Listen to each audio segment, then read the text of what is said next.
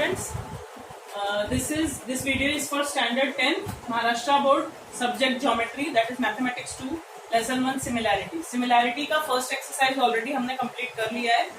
अब हम second exercise के साइड जा रहे हैं, बट सेकंड एक्सरसाइज स्टार्ट करने से पहले तीन मेन थ्योरम्स हैं। थ्योरम्स क्या होते हैं ये लास्ट ईयर आपने 9th स्टैंडर्ड में स्टडी किया है। तीन मेन थ्योरम्स हैं वो पढ़ेंगे और उनके कन्वर्स हैं। थोड़े से कन्वर्स के हम सिर्फ स्टेटमेंट्स पढ़ेंगे बिकॉज बहुत ज्यादा जरूरी नहीं है। फर्स्ट जो है वो हमारा सबसे इंपॉर्टेंट थ्योरम है बीपीटी।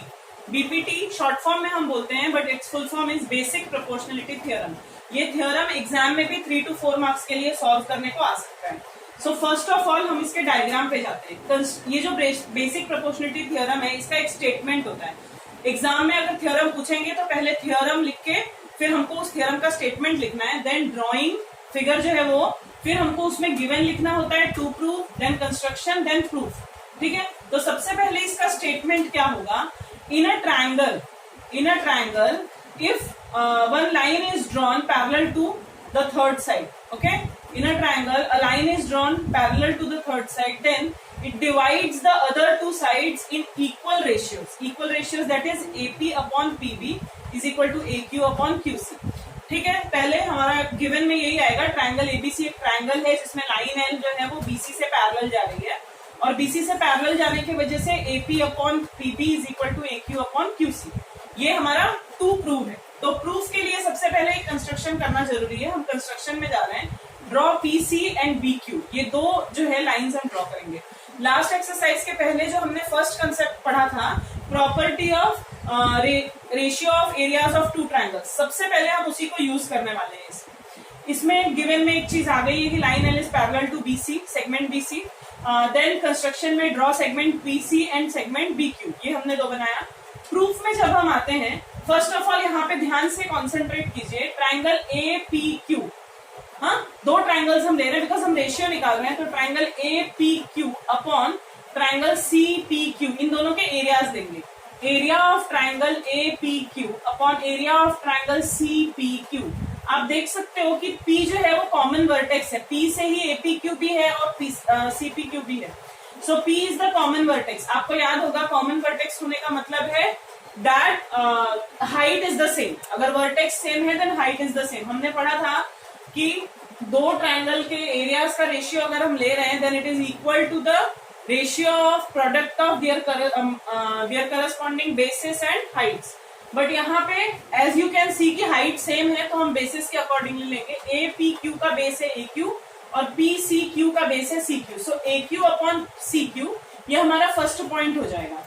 ओके, फिर सेकेंडली हम दूसरा ट्रायंगल लेंगे। APQ कॉमन है और दूसरा हमने जो PCQ लिया था उसकी जगह PQB लेंगे, ये वाला triangle.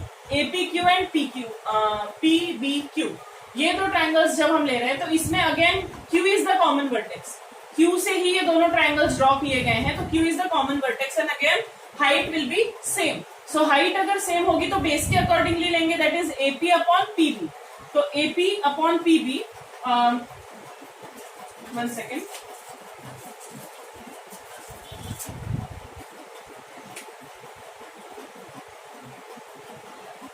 okay, that is AP upon PB।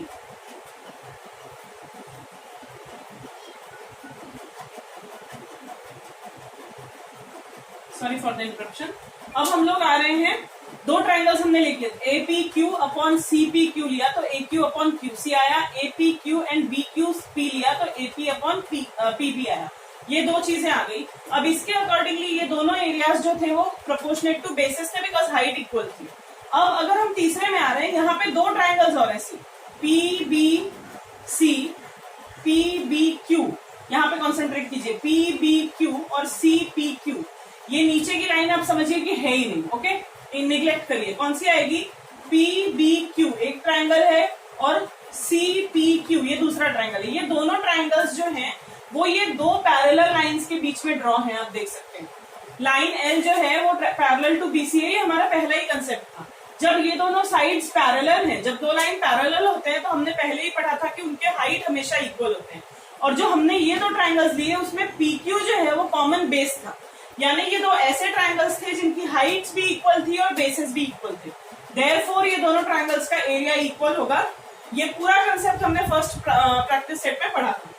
अब अगर इतने पे ध्यान देंगे, ये फर्स्ट पॉइंट है, ये सेकंड है, ये थर्ड है, इसके अकॉर्डिंगली अगर एरिया ऑफ एपीक्यू सेम है, यहाँ पे सीपीक्यू और यहाँ पे पीबीक्यू, ये दोनों, अगर हमने ये दोनों एरियाज को इक्वल प्रूव कर दिया है, इसका मतलब ये पूरा left hand side is equal to this left hand side, इसका मतलब full right hand side is equal to this full right hand side, यानी AQ upon QC is equal to AP upon PB। यानी जो हमारा concept था, क्या हमने prove किया, AQ upon QC is equal to AP upon PB, यानी हमारा जो प्रूव कर रहा था थ्योरम जो था BPT, वो हमारा प्रूव हो गया। यानी किसी भी ट्रायंगल में अगर किसी साइड के पैरेलल कोई लाइन ड्रॉ की गई है तो अदर टू साइड जो है वो इक्वल प्रोपोर्शनेट होती है, ठीक है। यानी AP upon PB is equal to AQ upon QC। इसका एक कन्वर्स है, कन्वर्स के लिए स्टेटमेंट याद रखना जरूरी है, थ्योरम याद रखना जरूरी नहीं है।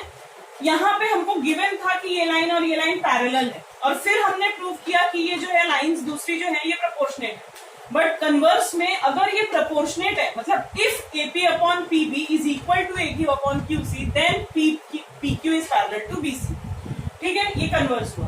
सेकेंड जो थ्योरम है, ये भी बहुत इंपॉर्टेंट थ्योरम है और एग्जाम में भी ये थ्योरम आता है, this is called as angle bisector theorem. बहुत ही इंपॉर्टेंट थ्योरम है।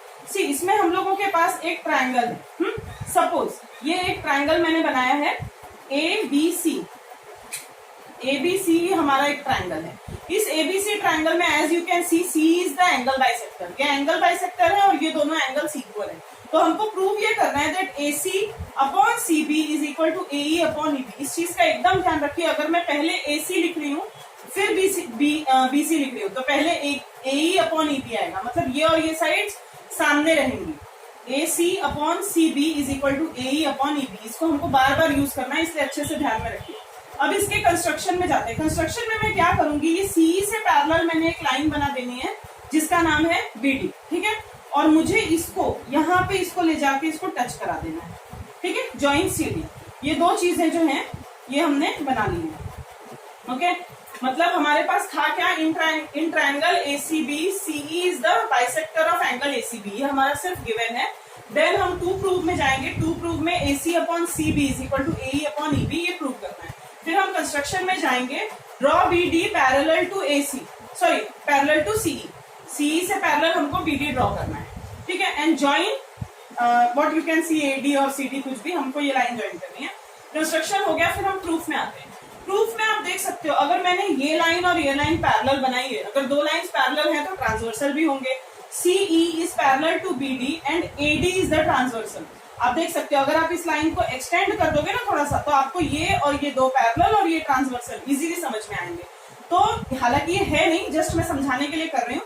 तो अगर दोनों पैरेलल्स हैं और ये ट्रांसवर्सल है, तो आप देख सकते हो कि ये एंगल और ये एंगल कॉन्ग्रुएंट हो जाएगा। रीजन क्या आना है इसका, करस्पॉन्डिंग एंगल्स समझ में आएगा, संगत कोण बोलते हैं हिंदी में। ACE is congruent to CDB, this is your first point. Secondly, again ये दोनों साइड्स पैरेलल हैं और एक ट्रांसवर्सल और है BC, ये वाली BC इज द ट्रांसवर्सल। अगर BC ट्रांसवर्सल है तो आप देख रहे हैं Z शेप बना है। Z शेप का कौन से एंगल्स होते हैं, ऑल्टरनेट, यानी angle ECB is equal to angle CBD। यहाँ पे आप देख सकते हैं ऑल्टरनेट एंगल है 0.2। अब ये फर्स्ट और सेकंड के हिसाब से, मतलब ये वाला एंगल इससे इक्वल है, ये वाला एंगल इसके इक्वल है, लेकिन आप देख सकते हैं कि ये दोनों एंगल भी तो इक्वल हैं, ये तो गिवन है।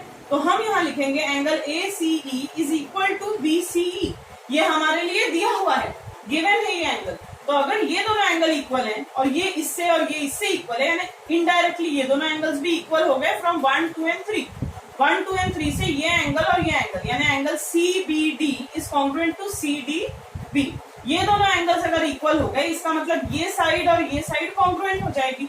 आपने आइसोसेलेस ट्रायंगल थ्योरम ये पहले पढ़ा है, या फिर इसके लिए स्टेटमेंट हम एक और लिखते हैं, opposite sides two congruent angles. अगर दो एंगल्स कॉन्ग्रुएंट हैं तो उनके जो इसके ऑपोजिट में ये और इसके ऑपोजिट में ये, अगर ये दोनों एंगल्स कॉन्ग्रुएंट है तो दोनों साइड्स भी कॉन्ग्रुएंट हो जाएंगे। अगर ये दोनों कॉन्ग्रुएंट हो गए तो फिर हम फिर से BPT में जाएंगे। BPT में अभी हमने देखा पैरेलल साइड्स के लिए है। बड़ा सा ट्रायंगल सोच लीजिए, ABD। ABD एक बड़ा सा ट्रायंगल है। इस बड़े से ट्रायंगल में CE जो है वो इससे पैरेलल है। अगर ये दोनों साइड्स पैरेलल है तो according to BPT AC upon CD is equal to AE upon EB। Okay, according to BPT AC upon CD is equal to AE upon EB। उस कंडीशन में मैं सिर्फ यहाँ CD की जगह पे नाम लिख दूंगी CB, बिकॉज ये हमने अभी अभी आइसोसेलेस ट्रायंगल थ्योरम से प्रूव कर दिया है। तो ये जो हमारा स्टेटमेंट था AC upon CD is equal to AE upon EB, यहाँ पे मैं CD की जगह पे BC लिख रही हूँ, because these both sides are congruent, यहाँ पे हमने प्रूव किया। सो उसके अकॉर्डिंगली मैंने क्या प्रूव किया, देखिए AC upon BC, that is AC upon BC is equal to AE upon EB, AE upon EB। This is called as angle bisector theorem.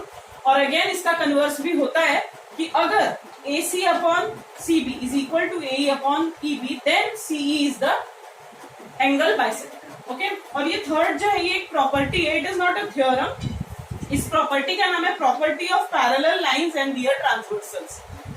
हमने जैसे बीपीटी यूज किया ना, ये काफी कुछ वैसा ही है। हमने 3 पैरेलल लाइंस ड्रॉ की हैं, L, M, N। गिवन में आएगा line L parallel to M parallel to N, और 2 ट्रांसवर्सल है T1 और T2।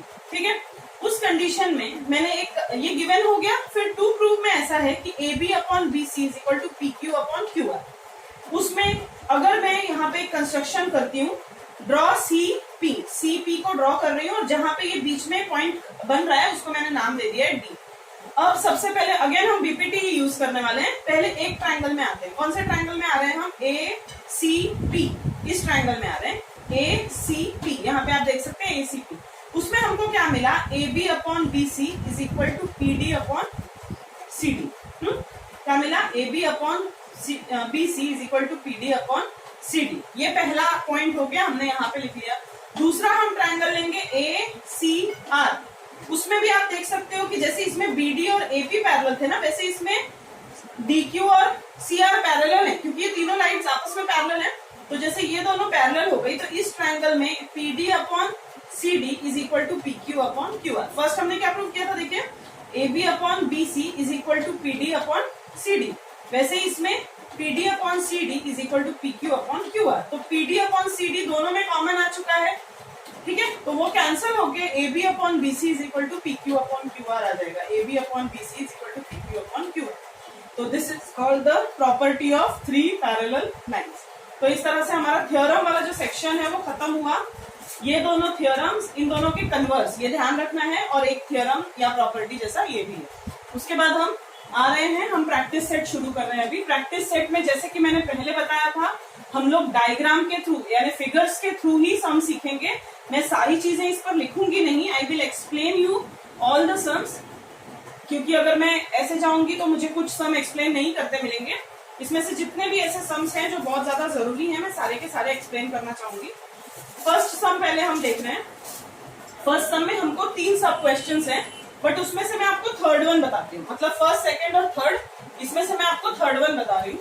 थर्ड वन का हम ड्राइंग बना लेंगे। आप देखिए फर्स्ट का ये थर्ड है। ठीक है, क्वेश्चन नंबर 1 का थर्ड पार्ट है ये। इसमें एक ट्रायंगल बनाया हुआ है और एक बाइसेक्टर बनाया हुआ है।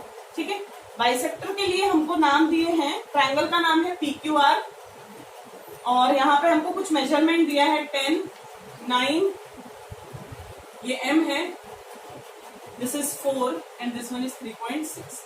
अब हमको ये प्रूव करना है, यहाँ पे गिवन क्वेश्चन है, given below are some triangles and lengths of the line segments. ये हमको लेंथ्स दिए हुए हैं।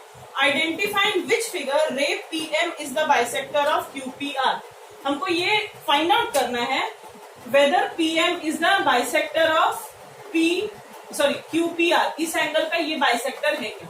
हमने अभी एंगल बाइसेक्टर थ्योरम पढ़ा था। कैसा पढ़ा था हमने कि क्या चीजें उसमें होनी चाहिए? अगर इस ट्रायंगल में मैं उसको करूं तो PQ upon PR is equal to QM upon MR। ऐसा कंसेप्ट अगर आया तो फिर है। कैसे हमने किया देखो, PQ upon PR is equal to QM upon MR। अभी हमने सेकंड थ्योरम जो पढ़ा था ये उसी का है। तो पहले वो वैल्यूज है कि नहीं वो हम फाइंड आउट कर लेते हैं। सबसे पहले मैं निकाल रही हूँ PQ अपॉन PR। ठीक है, तो PQ upon PR is equal to 9 upon 10। This is your first. हम इसको ज्यादा कट नहीं कर सकते, तो ये ऐसे ही रहेगा। अगली चीज है QM upon MR। QM upon MR कितना है? 3.6 अपॉन 4। इसको आप क्या कर सकते हो, यहाँ डेसिमल हटाने के लिए हम क्या कर सकते हैं, इंटू 10। अगर हम ऐसा करते हैं तो ये हो जाएगा 36 upon 40 and this is 9 upon 10। 4 9 जा 4 10 जा, तो ये भी रेशियो जो है 9 अपॉन 10 ही आ रहा है। Therefore from 1 and 2 PQ upon PR is equal to QM upon MR and the reason will be converse of angle bisector theorem और यहाँ पे आएगा from 1 and 2, ये दोनों चीजें होनी जरूर, ठीक है। तो ऐसे ही इसका फर्स्ट और सेकंड भी करना था, इसमें थोड़ा सा ये डेसिमल वाला सेक्शन था इसलिए मैंने थर्ड वन करके बताया। अब हम क्वेश्चन नंबर 2 पे आ रहे हैं। क्वेश्चन नंबर 2 में भी हम फिगर के थ्रू ही जाएंगे, ठीक है। क्वेश्चन नंबर 2 में ट्रायंगल दिया हुआ है, ट्रायंगल है PRQ, बीच में एक लाइन दी हुई है MN। अभी इसमें गिवन हमको क्या दिया है, in triangle PQR PM is 15, see PM is 15, PQ is 25, ये फुल PQ दिया है 25, और फिर हमको दिया है PR 20, ये फुल PR दिया हुआ है 20, and then NR is 8, this one. अब हम लोगों को अगेन ये फाइंड आउट करना है that whether line MN is parallel to RQ, NM और RQ ये दोनों पैरेलल्स हैं या नहीं। मैंने बताया था कन्वर्स ऑफ BPT करके हम चेक कर सकते हैं। BPT में क्या दिया था, लाइन पैरेलल है तो रेशियो इक्वल है, कन्वर्स में क्या था, रेशियो अगर इक्वल निकले तो लाइंस पैरेलल है। बट यहाँ पे हमारे पास तो सारी वैल्यूज ही नहीं है, पहले हमको वैल्यूज निकालनी पड़ेगी। हमको देखना पड़ेगा that PM plus MQ is equal to PQ, PM plus MQ is equal to PQ। Always write the reason as P dash M dash Q, it means these points are collinear.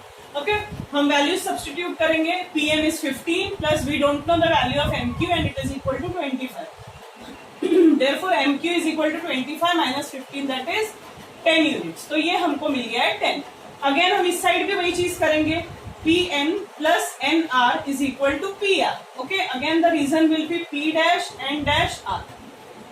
Then we are going to substitute the values. PN plus 8 is equal to 20. So PN is equal to 20 minus 8, that is 12.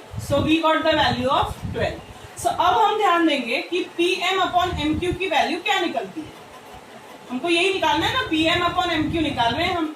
we will get the values as 15 upon 10. अगर हम divide कर रहे हैं तो 5 3s and 5 2s, this is known as the first point. Then again PN upon NR जा रही हूं मैं, PN upon NR, the values are 12 upon 8, again 4 3s and 4 2s, we got the same values 3 upon 2 3 upon 2।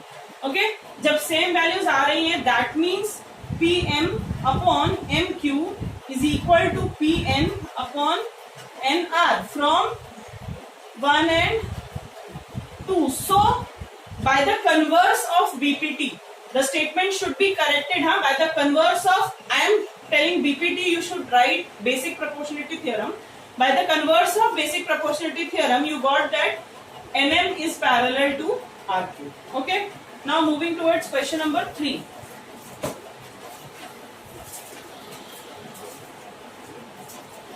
अगर आप theorems, ये mostly ये 3 mark का सम हो सकता है, इजी से सम्स हैं, बहुत ज्यादा मुश्किल नहीं है। अगेन क्वेश्चन नंबर 3 पे आ रही हूं मैं। थर्ड जो क्वेश्चन था वो कैसा है, उसमें भी हम फिगर पे ही जाएंगे। Always try to understand geometry with the help of figure. अगर फिगर से समझ में आ गया then you always be able to solve geometry. ये वैल्यूज हमको दी है 7 5 and 2.5, 7 5 and 2.5, and what is the question, we just have to find the value of QP. okay, so यहाँ पे हम लोगों को it is MQ is the bisector of angle M, it is given। हाँ, ये ड्राइंग में नहीं दिया है बट स्टेटमेंट में दिया है MQ is the bisector of angle M and P। so उसके अकॉर्डिंगली देख रहे हैं तो we can write according to the angle bisector theorem, according to angle bisector theorem, what we get is in triangle MNP, what we got, see MN upon NP, always remember, हाँ, bisector जहां से आया उसी का नाम पहले आएगा। MN upon NP is equal to MQ upon QP, and the reason is angle bisector theorem। now MN की वैल्यू कितनी है, 5, then what is NP, it is 7, then what is MQ, it is 2.5, and we have to find this QP। here you can write the reason substituting the given values। now we just have to cross multiply it, QR is equal to 7 into 2.5 upon 5, see 2.5 2s are So it is 7 upon 2 means it is 3.5 units. Okay, don't forget to write the unit. If centimeter or meter is not given, you have to write the unit as units. So we found the value of Q. Then moving towards question number 4.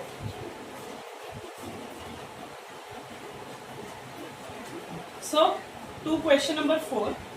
यहाँ पे हमको एक diagram दिया हुआ है. Okay, this is ABC. एक triangle है ABC and here the points are P and Q and two angles are given. See, 60 degree and 60 degree. This much is given, or we just have to find AP upon PB. Okay, we have to prove, prove that. What is prove that? Prove that is AP upon PB. AP upon PB is equal to AQ upon QC. This you have to prove. लेकिन हम कब prove कर सकते हैं इस चीज को? When the lines are parallel. लेकिन यहाँ पे हमको दिया ही नहीं है that PQ is parallel to BC. अगर वो given होता तो according to BPT यानी basic proportionality theorem, we could have written AP upon PB is equal to AQ upon QC, but it is not given. So first of all, what we have to do, we have to first make parallel PQ and BC. Okay, how can we go to make it parallel? APQ is equal to 60 degree. Then again, see the name is not given. We can write it as PBC as 60 degree. These two things are given. ठीक है, अगर ये दोनों चीजें given हैं, therefore we can simply write PQ is parallel to BC. Here segment is necessary. Don't forget to write that. We can write it as corresponding angle test because both the angles are congruent and you can see these angles are corresponding angles. So जैसे ही ये दोनों angles corresponding हुए, these two sides are parallel. So by BPT, that is basic proportionality theorem, I can write as AP upon PB is equal to AQ upon QC, and this is very much simple. This will come hardly for 2 marks. 1 mark also for can come. So this was question number 4. Now moving towards question number 5. In question number 5, the figure is given as just the third property we solved. A, B, C, D, and this was PQ. Okay. So some values are given. It is given that AB is parallel to PQ is parallel to BC. It's already given. Then AP is 15, PD is 12. AP is 15, PD is 12, and what is given? QC is 14. And we have to find BQ. See, the third property, we followed the property of 3 parallel lines and their transversal. According to that property, we can write as AP upon PD is equal to BQ upon QC. Here the reason will be the property of parallel lines and their transversal. We are just going to substitute the values. AP is 15, PD is 12. It is equal to BQ, and we are having the value of QC as 14. Here substituting the given values. Now what we are getting is PQ is equal to 15 into 14 upon 12. You know how to cross multiply it. 15 into 12 is equal to 12 into BQ. So BQ is equal to 15 into 14 upon 12. So we can cut it out with 6. 2 से अगर हम cut करें, 2 6 then 2 7 then 2 3 not 3 actually 3 2 and 3 5 So what we are getting is 35 upon 2 means 17.5 units. Okay, so we can find BQ as 17.5 units. So this was question number 5. See, question number 6 was exactly similar to question number 3, and question number 7 is also exactly similar to question number 5. Then question number 6 is also same as question number 3. So these 3 sums are very easy, so I am not going to teach them. You just follow. If you are having any doubts, then write it in comment section and I will teach the sums again. Now we are going to solve question number 8. Now 3 more sums are remaining. Question number 8, 9, 10 and 11. Actually 4 are there. Question number 8. Okay. No, not 8. Okay, 8 is also very much similar to question number 3. They are doing question number 9. This also is similar, but the concept is little bit different, so I am going to teach this. This diagram is given, so you can easily understand that it is angle bisector theorem, and the names are A, B, C and D. The values are x, x plus 5, x minus 2 and x plus 2. The values are given in terms of x. So in triangle ABC, we have to write that BD is the bisector of angle ABC, and this one is given. Okay, so this one is given. Then what? We are using angle bisector theorem. By angle bisector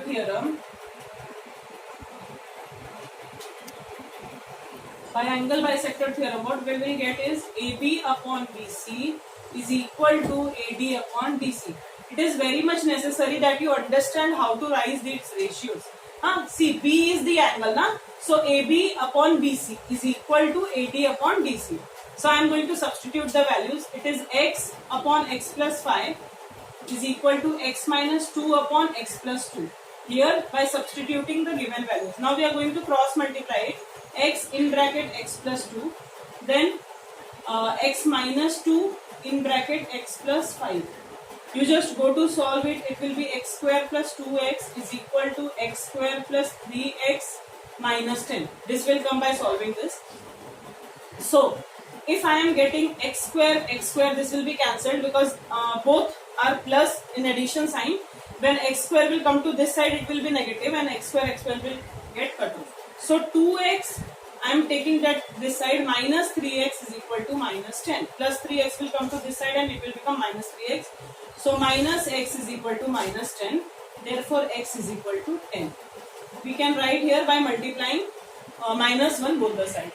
So this is very much easy sum, but this will come for 3 marks, I think. Okay. So in question number 10. Question number 10 and 11 are a little bit different and difficult too. They will have 4 marks. One triangle is given and its name is DEF. Now the angle bisectors are drawn here. No, not angle bisectors. One point is taken x. Okay. Then we are going to join these 3 points with x. The name is x. Okay. Now we are drawing some lines here, and the names are P, Q, and R. So the given question is x is any point in the interior of the triangle, as you can see. Then point x is joined to vertices of the triangle, that is D, E and F. Then to prove, again PQ is parallel to PD. See what is given, PQ is parallel to DE, PQ is parallel to DE. This is given. And the second thing given is QR is parallel to EF. These two things are given. Okay, see, PQ is parallel to DE and PR is parallel to DF. QR is parallel to DF. These two things are given. What we have to find, what we have to show is to prove. What is to prove? To prove is PR is parallel to DF. See, I am not writing segment all over, but you have to write. So what is given to us is PQ is parallel to DE and then QR is parallel to EF, and we just have to prove PR is also parallel to DF. First of all, we are going here from the first sentence. PQ is parallel to DE. PQ is parallel to DE in triangle X, D and E. X, D and E. We can see that PQ is parallel to D. So by BPT, that is basic proportionality theorem, we can write as XP upon PD is equal to XQ upon QE.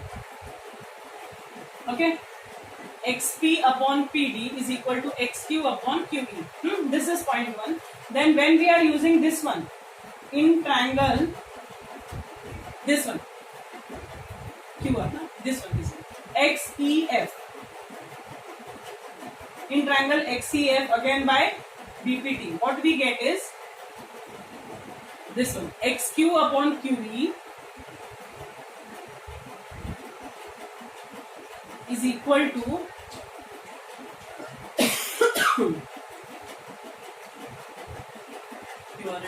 xq upon qe is equal to xr upon xr upon rf. This is the second one. See, this and this thing is same in both the questions. If these two things are same, we can write it xp upon pd is equal to xr upon rf from 1 and 2. From 1 and 2 what we get is xq upon qe is same. So xp upon pd is equal to xr upon rf. So you can see xp upon pd, where is that? Xp upon pd is equal to xr upon ef, means in triangle. Therefore by converse of bpt, by converse of bpt, I told you the converse of bpt. What is that? Bpt, if the two sides are, the two lines are proportionate, therefore the third line is parallel. So by converse of bpt, we can write as pr is parallel to bf by using this one, third from 3. How you got? See, this will come for 3 marks. First we are concentrating on x, d, e. It is given that pq is parallel to de. Therefore xp upon pd is equal to xq upon qr, first point by bpt. Then in the second one here, xef, xq upon qe is equal to xr upon rf by bpt, point number 2. But here this one is repeated, xq upon qe. Okay, in both the sides there are xq upon qe. So xp upon pd is equal to this one, xr upon rf. xp upon pd is equal to xr upon rf. Therefore in this triangle rdf, by converse of bpt, we can say that pr is parallel to q. Actually this sum is given in the textbook as the form of fill-ups.